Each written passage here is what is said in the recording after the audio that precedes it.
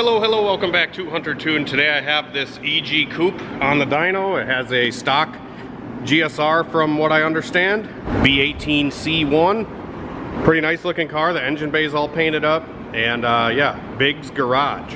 Maybe go check those guys out on YouTube. G Plus radiator. It has the 1320 on equal length, I think this is, or equal length. I don't know if those are equal or not. I don't think so. I think this is the sound like a Subaru style header. Skunk Pro Series intake has just a 45 off the throttle body. And this guy brought me this car because he said that it was running lean and he was concerned about it. It's on a chipped ECU and he has an AEM wideband already in the car, so we are going to probably do a baseline. He also said that there was like a weird check engine light going on, so we'll see if we can figure that out as well. But actually a really clean car. Looks rust free, well taken care of. It's got some Tenzo racing seats and a harness bar back there. Like I said, you can see we already have a wideband installed, so that saves some time on the dyno. And he did give me a sheet saying that it is tuned on chrome, has a B16 head that's stock, B18C block that is stock, has Type R cams, skunk intake, stock gears. It's got a GSR trans, stock injectors. It has an upgraded fuel pump and a stock throttle body. New plugs and O2 sensor just installed. So cool. We will. I kind of want to do a baseline. He said he's been beating on it as is, so I want to do a baseline and see what we can improve on from here. It's always kind of cool to get a before and after. So let's see what this little GSR does. Or I should say it's probably a poor man's Type R. So right off the bat, it seems like the car runs pretty good. But this is the stuff he was concerned about. It's reading like 17.0 at idle. I don't know how it's gonna do driving around, but I'll let you guys know.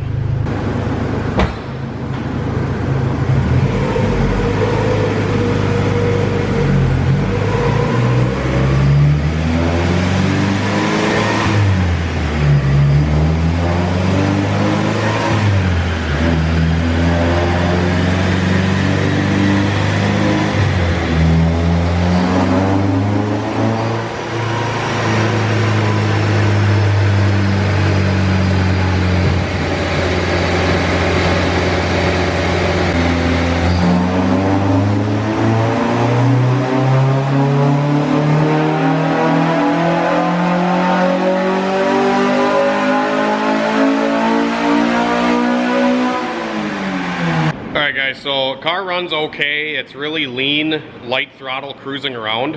And then when you lay into it, before VTEC, it was okay in a few spots. And then it got like really lean on the VTEC crossover, like 16.0. And then it richened up to like a 14. It needs fuel, it's lean. Still made 173 horsepower. But look at the power curve. It's got a huge dip right here like I was talking about. VTEC cracks loud, but it doesn't necessarily crack smooth. So we're gonna try to fix all this. I'm gonna get a map in it with chrome, but I'll kind of show you an example of how the car's running right now and what the air fuels are looking like to make the curve look like this. All right, so we're gonna fire the car up here.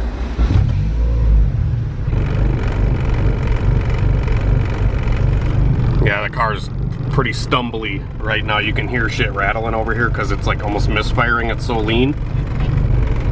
All right, so I'm just gonna drive the car and show you an example of how it's running. Give it some throttle. This is just taking off at low speed. It's so lean it's off the gauge. Surprisingly though, it's running pretty smooth. I'll throttle into it a little bit.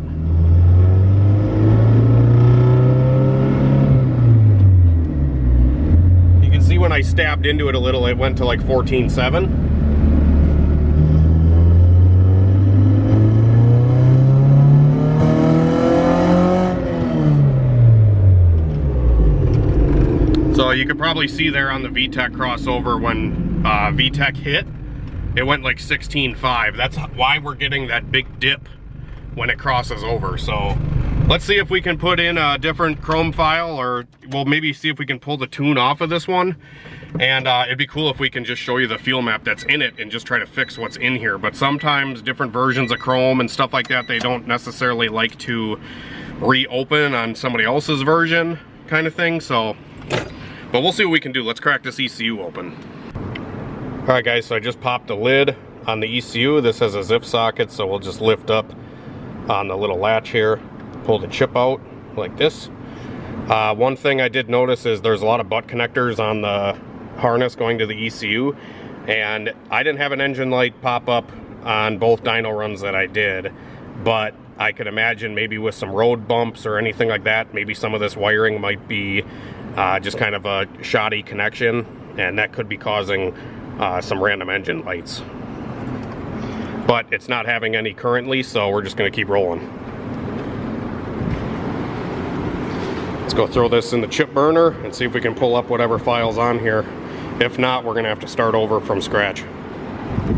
Alright guys, so I pulled the chip out of the computer here, and I have my Motes Flash and Burn, or Motes Burn 2 chip burner here. And unfortunately, Motes actually, I think, went out of business. So I don't even know if you can get these anymore, but I have 2 of them, just in case I need a spare. And we're going to put the chip in to the socket here with the half moon of the chip right here where it's got the cutaway. I don't know if you can see it on camera. There's like a cutaway on the chip. We want to make sure that that goes towards the handle on the burner. So once we put it in here, we latch it in, we plug into our computer, and we're going to open up a program called Motes Flash and Burn. So the little icon looks like this. So we open up this program, and then we go to read chip. If we want to pull the current file that's on here, we want to hit read chip. So we hit read chip, and then we hit save buffer to file. We just added the whatever was on the chip, and now we want to save it. So I'm going to save it as Biggs because it's Biggs garage car. We'll save it, and then we will go into Chrome. So I don't know if anybody can still get Chrome tuning. It's like not really that easy to like find the download anymore because it's such an old software. But I like tuning a lot of these things on Chrome still because Chrome ends up running these cars pretty good. And we just open up Chrome, and then we go to File, and then we open where we saved the buffer to a file.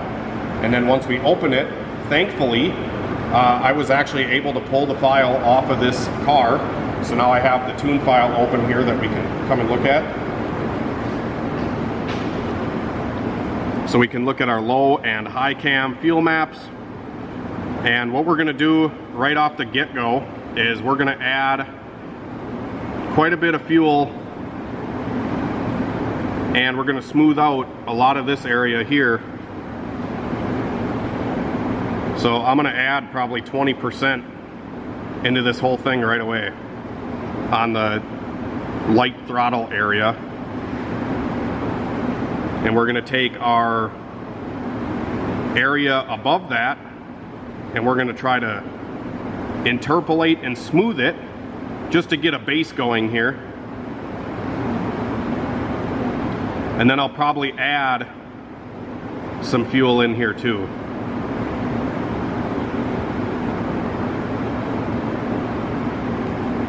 We'll just do 10% for now. It might be a little rich, but I'll show you guys what it will do. And then the VTEC side, you can see it's actually pretty choppy through here. We got a lot of fuel here, we don't have as much here, and then it gets a little bit more as it goes up. We want to make this smooth.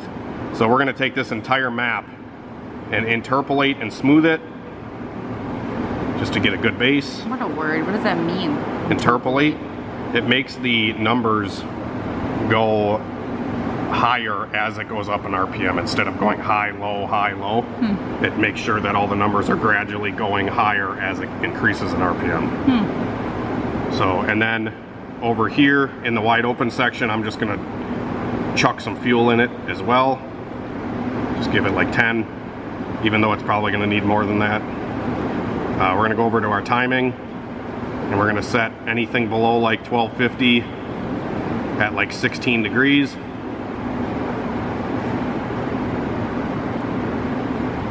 And then in the really low RPM, I always like to put, you know, below like 600 RPM, I chuck in like, I set this stuff to like 25, just in case if the idle dips low, the timing will catch it. And then I'm going to go through and I'm going to pretty much set our lowest value at, you know, 5 or 10 degrees.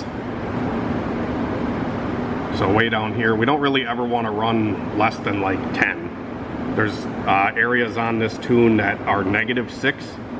We don't really want that. And then we're going to take pretty much our area from 10 and go down to probably right around here where our highest values are, and we're going to interpolate.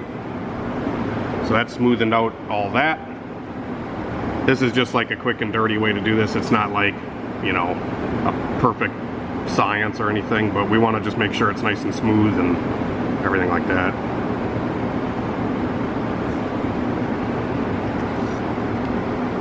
Alright, so we'll call this good for now. We might play with it again later. And then the high cam stuff is the same way. Way up here we have like negative values, which we don't necessarily want. And I think our highest values wide open, are going to be probably right around 26 degrees.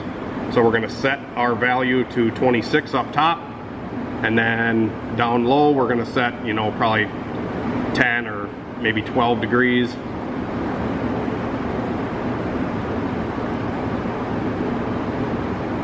We'll see how this looks if we interpolate it. It might actually make us a little bit too conservative, but we'll see what it looks like. Alright, so this is a pretty soft timing map currently. I'll probably put some timing in down here, so we might want to set this at like 14 and try that again. Just kind of got to play around till it looks like how you want it.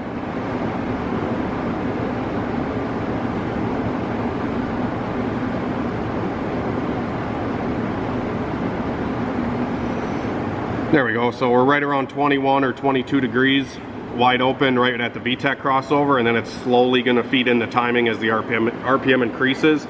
You could honestly just set all this shit at like 25 or 26 and you'd be fine, but we're just going to do it this way and see how it runs. So now we're going to go to File, we're going to save as, and I'm going to save it as like Biggs 2. Is file just modified, and we're going to see how it runs. So we're going to go back to the Motes Flash and Burn again, and then we go to erase chip this time. We'll erase what's on it because we already have it saved, and then we'll load in Biggs 2, and then we'll hit program chip. So now we're programming all the changes I just made. We'll hit close, we'll take the chip, put it back in the car, and see how it runs. Now when we put the chip back in the computer, we always want to make sure that our check engine light still goes on and off. If it stays solid, then we know our tune didn't take to the chip. Our light goes on and off. We're ready to go.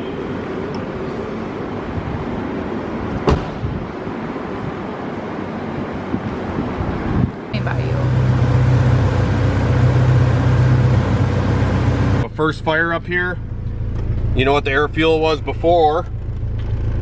Adding that 20%, we're like right on the money. 14.5, and the idle is way smoother. 14.4, 14.3. I really try to let it stabilize, and then once the air fuel stabilizes, you get a kind of an accurate reading. If you just start it up right away and see what it's at right when you start it, it's not going to give you like an accurate what the fuel map is actually at, because you have your coolant compensations and all that kind of stuff that runs prior to the fuel map. Alright, so let's just cruise a little bit and see what our air fuel is looking like. just letting off the clutch.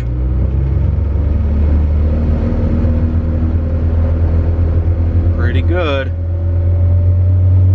Pretty good.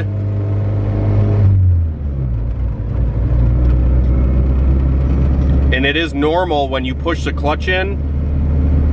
See, it's still a little bit lean, light throttle cruising. We'll probably have to add in another probably like 7% or so.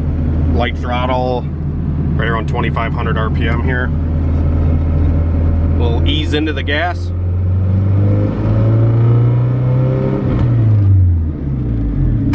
So in the mid-range, those like middle columns, it's like 14.7, which I would like that to be around 13.5, but it's not terrible. I am gonna lay into it a little bit now.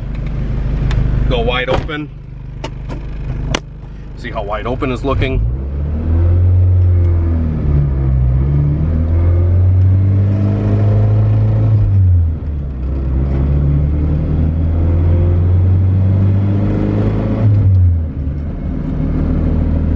Here we go, wide open.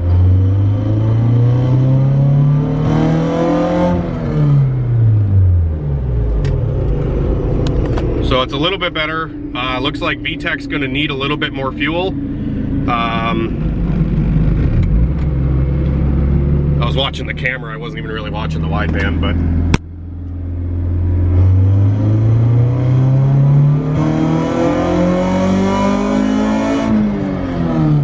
yeah, so it was like 13.5 or so.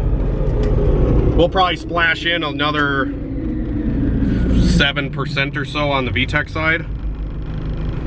And then, yeah, we'll just give it a little bit more fuel before we do another rip. Just to be sure. We were close.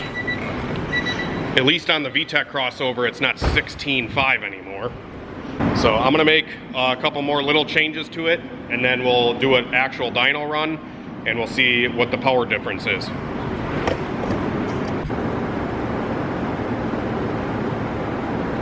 You look like you're in deep thought.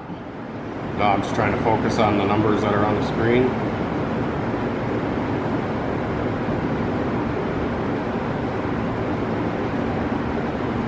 Do you not want me to film this?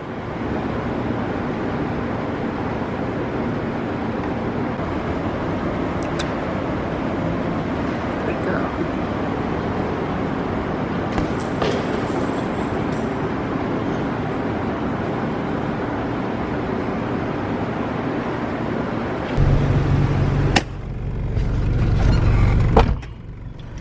All right, it just trickled in a little bit more fuel. Let's see how we're looking now.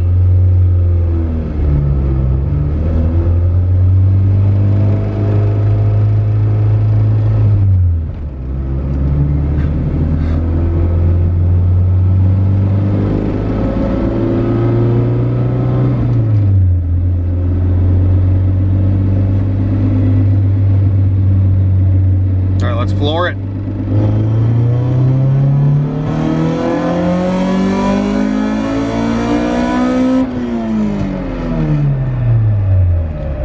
So it looked like up top, it might need a little bit more. We're trying to gonna shoot for like a 12.5 wide open. But let's do a dyno run and see how the power looks.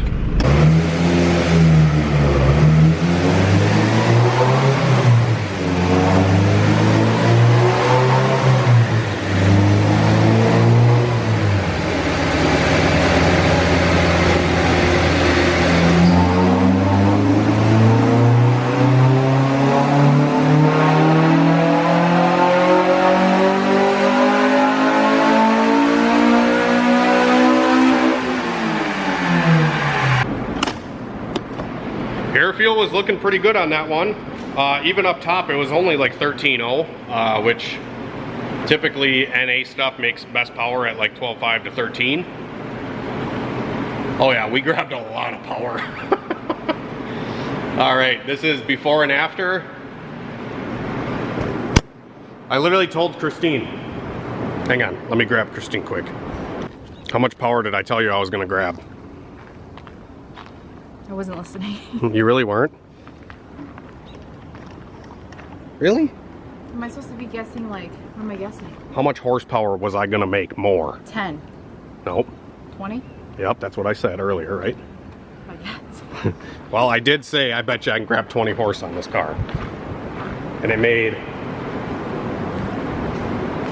173 before.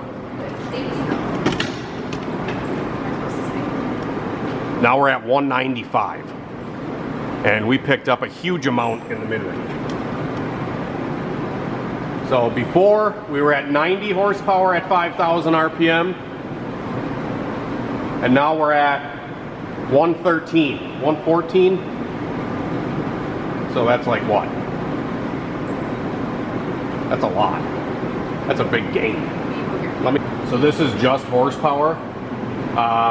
Below 4,500 or so, it wasn't that lean before, so we didn't really pick up much power below 4,500.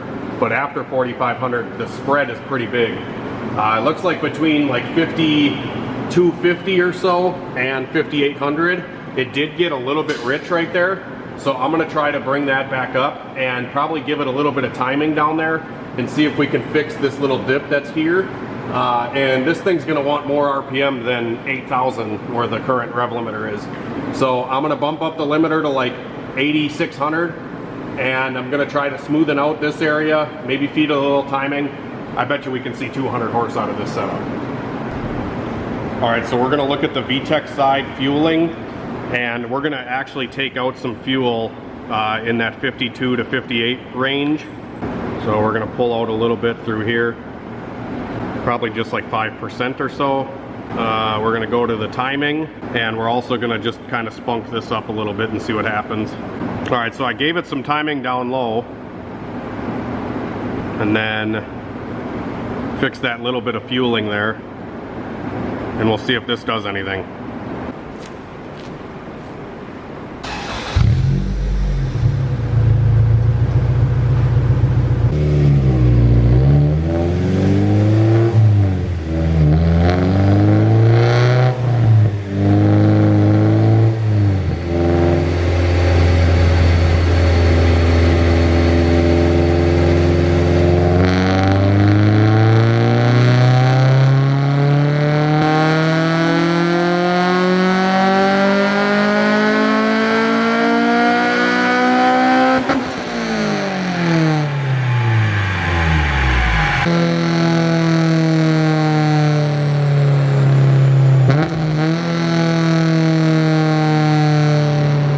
So I did pick up a little bit of power where that dip was.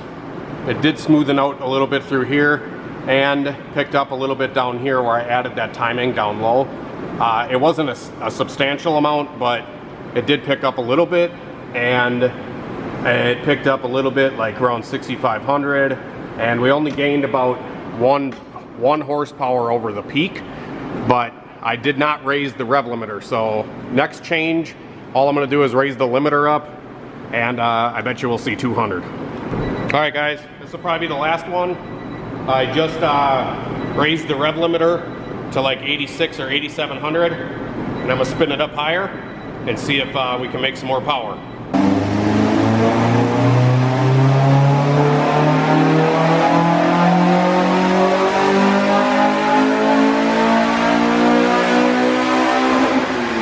So I thought I raised the rev limiter, but it's not going up. It's still only revving to like 8 grand.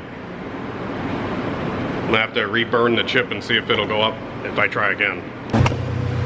All right, so the only difference this time is I think that file that I just burned, my laptop like died, so I don't know if it didn't register, but I just went into the options on Chrome here, and I ended up burning the chip through Chrome instead of flash and burn.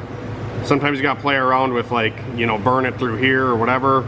I went into the advanced tables too and seen if there was like a hidden rev limiter somewhere that wasn't allowing it to go to what the limiter is here. So I'm gonna try it, see if we get a different result this time.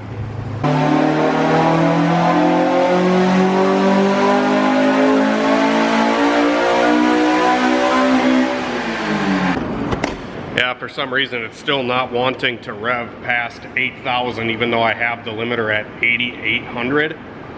So I'm gonna see if there's a hidden limiter somewhere in here, and if I find one, I'll let you guys know. All right, guys, I think I just looked right past it. The full throttle shift was set up at 7,800. So I just set that thing at 9,500 so it can't get hit. So now we should be good, I'm thinking. I totally looked past this full throttle shift crap. All right, hopefully this is actually the final run.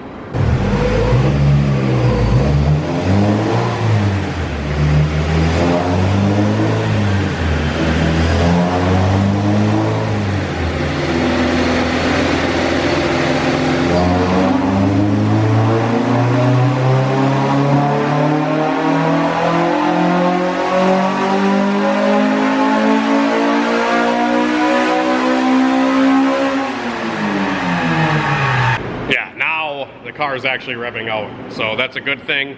Unfortunately, it didn't make any more power up top.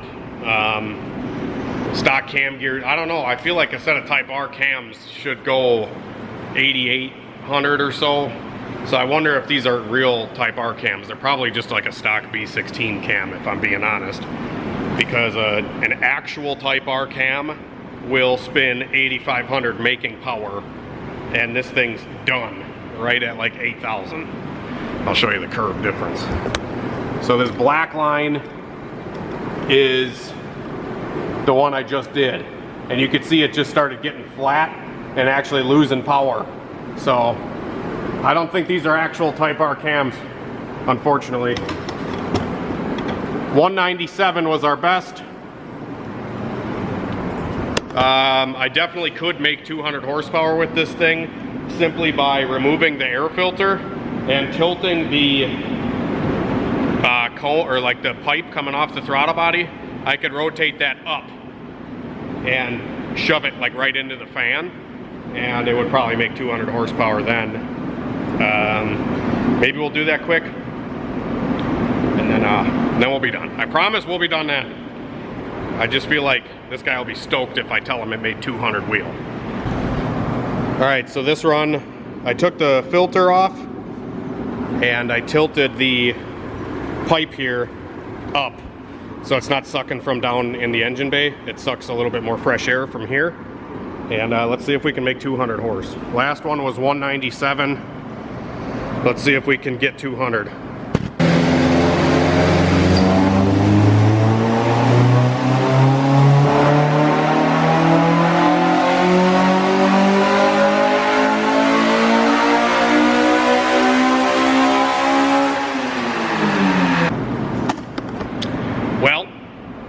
Unfortunately, that did virtually nothing. It did pick up in the mid-range a little bit, but it didn't pick up any peak power. Let me just show those comparisons between the filter on and off. So this is the minor difference between the filter on and off. Pretty much nothing. I made like 197.6 with the filter on and the thing sucking from the engine bay, and it made 197.9, so like not even half a horsepower. I kind of figured it would have picked up like 2 or 3, but oh well, that's why you have the dyno, right? So yeah, that's gonna be it, guys. I don't think there's really any power left in this thing. I tried, but it is what it is. It would probably make 200 horsepower with a different header, like a really big Skunk 2 or something. I don't know how these things make for power. I don't know if they're the best. I haven't done like comparisons between like this kind of header and like a normal 4-to-1. Maybe these are all right. I don't know. It's also stock throttle body. It would probably pick up a little bit there, just because I think these Skunk intakes are set up for a 70 mil. Yeah, I really don't know. There's not much else to be had in this thing, guys. I tried to make that 200, but oh well. Maybe he'll come back and put some bigger injectors in it. It's already got a fuel pump. If he put a set of 100 tune injectors in it and we tune it on E85, I bet you we could grab another 510 horsepower. But sometimes they don't respond. Sometimes they do to E85. It's all just a mystery. You know, depends on the car and if it wants it or not. But yeah, till next time guys, hopefully you enjoyed this old school tune on chrome with burning chips. It's kind of cool seeing the different results on the dyno. Let's see our best run versus the run that when it came in with. Let's see, we did, how many runs did we do on this thing? 1, 2, 3, 4, 5, 6. Did about 7 or 8 runs on this thing. This is the before and after. Pretty substantial. Pretty good gain. I think it looks much better. Hopefully he's happy. So, have a great night and a better tomorrow, guys. God bless. And hopefully you enjoyed some Honda dyno tuning today.